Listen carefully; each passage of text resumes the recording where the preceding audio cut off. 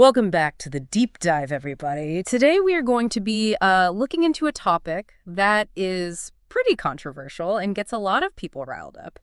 Christian missions. Yeah. And I think, all of our listeners have probably heard different things about missions. Some people say that they were just tools of colonialism, and some people say that they did good. Some people think that they hurt indigenous cultures, and other people think that they helped them. Right. So today we're going to be taking a deep dive into all of that and trying to figure out what the truth is. That's right. And I think a lot of times when we're talking about history, we get caught up in specific stories. Like we've heard this one story or we've heard this one narrative about what happened, and then we kind of generalize from that. But I think what's really important is that we try to look at the big picture. What was the overall impact of these missions? And so that's what we're going to be doing today. We're going to be looking at a book called The Social Impact of Christian Missions by Robert D. Woodberry. And he's a professor at the University of Texas at Austin, and he's done a lot of research on the long-term causes of democracy and economic development. Right. And one of the things that he's looked at is the impact of missionaries. Yeah. So I guess the mission of today's deep dive is to kind of unpack what Woodberry found in his research. And we're going to try to look beyond just like individual stories and impressions. Right. Exactly. I think it's really easy to get caught up in individual stories and anecdotes. But I think what we're looking at today is what the data shows, like overall, when we look across different times and places. Okay, so let's jump in. Woodberry starts out by addressing the controversies surrounding Christian missions head on. And, I think we all know what that controversy is. It's that a lot of people say that they were harmful to indigenous cultures. They were basically just tools of colonialism. Yeah. And, there's some truth to that. There were definitely instances where missionaries were involved in colonialism and where they did things that were harmful to indigenous people. Right. And I mean, I think he acknowledges this right away. He acknowledges that there was some violent responses to missions in different places around the world, and that there was that perception, very strong perception that they were linked to colonialism, that they were harmful to indigenous cultures. Right. But I think what he argues is that a lot of times these views are based on subjective impressions. They're based on maybe some novels that people have read or movies they've seen, or maybe even just personal anecdotes, personal experiences that people have had. But that it doesn't necessarily give us a full and balanced view of the historical evidence. Right. So that brings us to his methodology. Yeah. So Woodberry and his team compiled a bunch of data on both Protestant and Catholic missionary activity from the early 19th to the mid-20th century. And then they looked at a bunch of historical research, and they compared conditions in areas where there was a strong missionary presence to areas where there wasn't. Exactly. So they're trying to control for all these other factors and isolate what was the impact of missions. And the really fascinating thing is that Woodberry's research actually found that on average, conditions tended to be better in areas where missionaries had a stronger influence. Yeah. Yeah, and I think that's so counterintuitive to what a lot of people think. They think, oh, missionaries, they must have hurt these cultures. They must have been a negative force. But actually, when we look at the data, when we control for all these other factors, it seems like the average effect was actually positive. So how does he explain that? What were the specific things that missionaries did that had this positive impact? Well, I think one of the biggest things that he points to is the role that they played in promoting mass education. And so he says that the Protestant emphasis on Bible reading actually led to the development of written languages in a lot of places where there weren't written languages before. Because if you're going to translate the Bible, you have to have a written language. Right, because you have to have people be able to read the Bible. Yeah, you want everybody to be able to read the Bible themselves. And so so they had to translate it and teach people how to read. Yeah.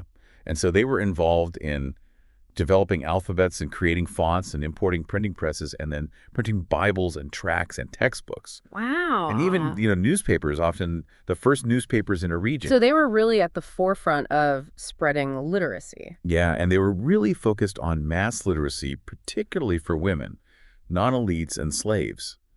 And this was often in contrast to colonial governments and settlers and business people who often preferred to just have a small, controllable elite that was educated. And he gives some really interesting examples of that, like the French in Southeast Asia actually tried to suppress indigenous schools. Right. And they even banned Protestant education in some areas. And then, the British initially didn't invest much in mass education in places like interior Nigeria. Yeah. And so it was really the missionaries who were pushing for this. And he argues that this actually spurred other religious groups like Catholics, Hindus, Muslims, and Buddhists to start providing mass education as well. So it's kind of like this competitive dynamic where they saw that the Protestants were doing this, and they thought, well, we better start doing it too. Yeah, yeah. And so these early missionary efforts also demonstrated the economic benefits of education, Right. which created local demand for it. Yeah. So, they weren't just giving people books, they were also building schools and training teachers. And so they were creating a foundation for future educational expansion. Right. And even when a lot of these mission schools were nationalized by post-colonial governments, Right. the countries that had experienced this earlier and broader educational development due to missionary influence, they had a huge advantage. Yeah, yeah. And he actually presents some pretty convincing statistical evidence to support this. Right. He compares regions that had similar pre-colonial literacy rates, but different levels of Protestant missionary activity. Yeah. And he finds that the regions with more missionary activity now have significantly higher literacy rates. Yeah, he gives examples like West Africa, Oceania, Yeah. and the Middle East. Like these subregions that had more Protestant missionaries, they now have higher literacy. And you even see this within countries too, like in India and Nigeria and Ghana. That's really fascinating. Yeah, so the data really suggests a pretty strong correlation between missionary presence and later literacy levels. And it's not just about education either. Right. Woodberry also talks about how Protestant missions were a major factor in the spread of printing. Yeah. And I thought this was really interesting. Yeah. Apparently, printing had existed in Asia and North Africa for centuries. But it wasn't until Protestant missionaries arrived that we really see this explosion of printing by local populations. Yeah, that's right. So, there was some printing going on before by Jewish and Catholic missions and by trading companies and colonial administrations, but it was usually limited to, small-scale religious texts or official documents. But the Protestant missionaries, they were committed to making the Bible available to everyone. Right. And so they really pushed for mass printing in local languages. Like one example that he gives is in India, British Protestant missionaries printed over 212,000 books in 40 languages within just 32 years of arriving. Wow.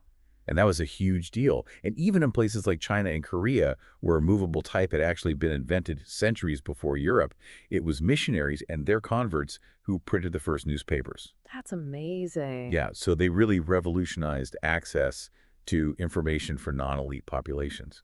And this wasn't just about having the technology, right? It was about this idea that everyone should be able to read. Exactly. And it's a really interesting point that, thriving markets and technological know-how weren't enough. You also needed this idea. You needed this kind of shift in the way people thought about literacy and who should be able to read. Right, right. And of course, we should also mention that missionaries played a key role in introducing Western medicine and setting up medical training institutions. And they founded a lot of voluntary social reform organizations too. And they also introduced new agricultural practices and technical skills and new ideas about politics and economics. So they were really involved in a lot of different areas of society. Yeah, they weren't just focused on converting people. They were also trying to improve people's lives in all sorts of ways. So let's talk about colonialism. One of the main criticisms of missions is that they were just tools of colonialism. Right. And Woodberry acknowledges that sometimes that was the case, especially when missionaries were funded and appointed by the state. But he also makes a really interesting argument about non-state affiliated missionaries.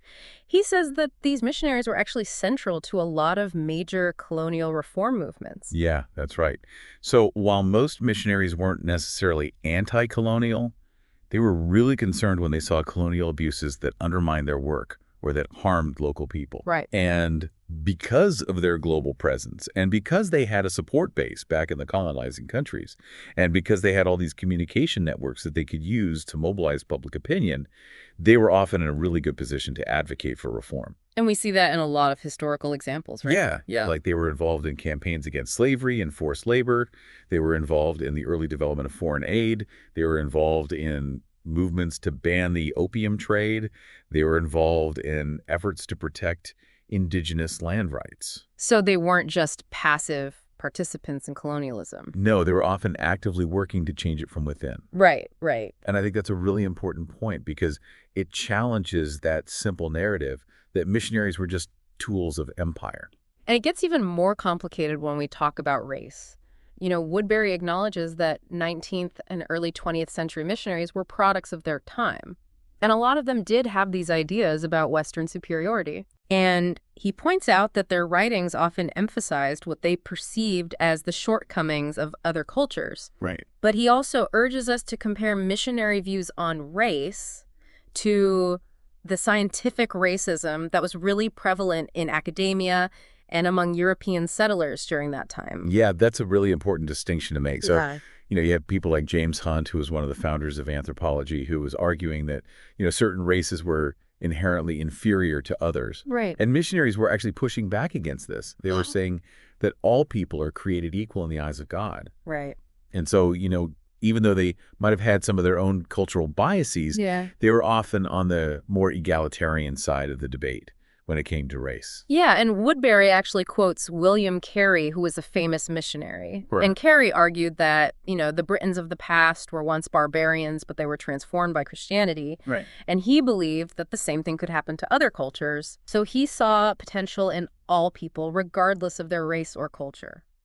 Yeah, and that's a really important point because it challenges that kind of deterministic view of race that was so common at the time. Right, right. So it's not like they thought, oh, well, these people are just inherently inferior and there's nothing we can do about it. They actually thought, no, these people have the potential to be transformed just like we were. And that's a really different way of thinking about race than a lot of people had at the time. Yeah. So all of this historical context is really important, but Woodberry doesn't just rely on anecdotes.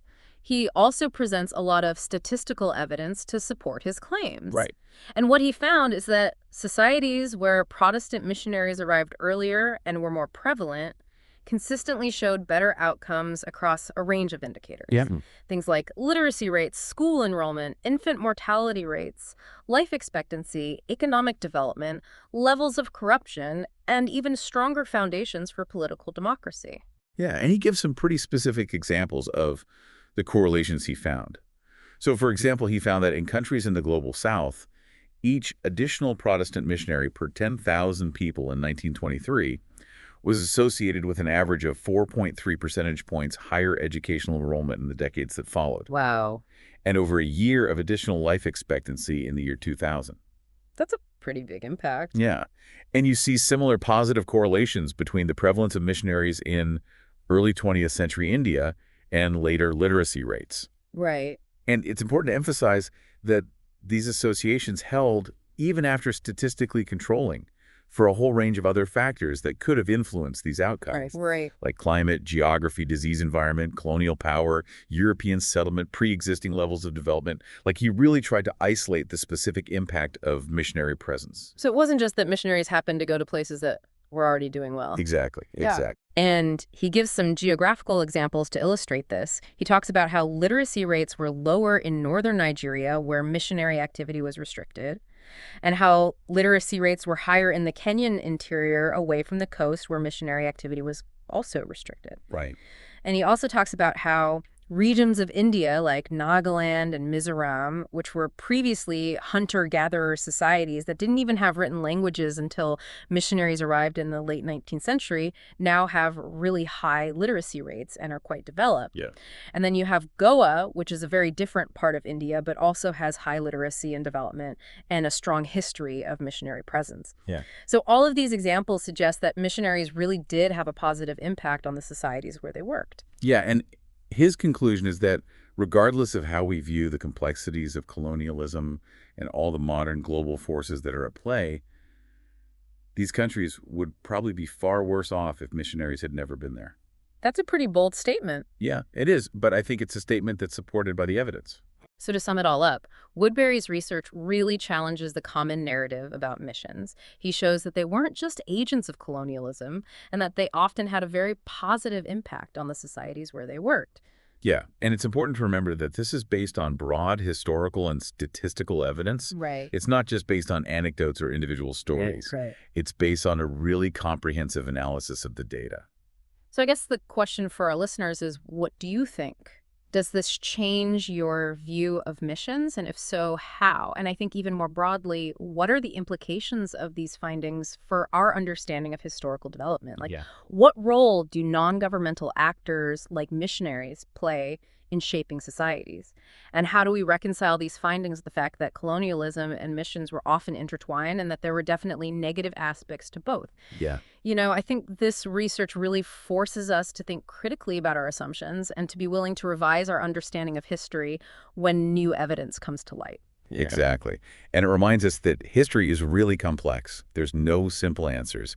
And we always need to be open to learning more. Right. Thanks for joining us for this deep dive. We'll see you next time. See you later.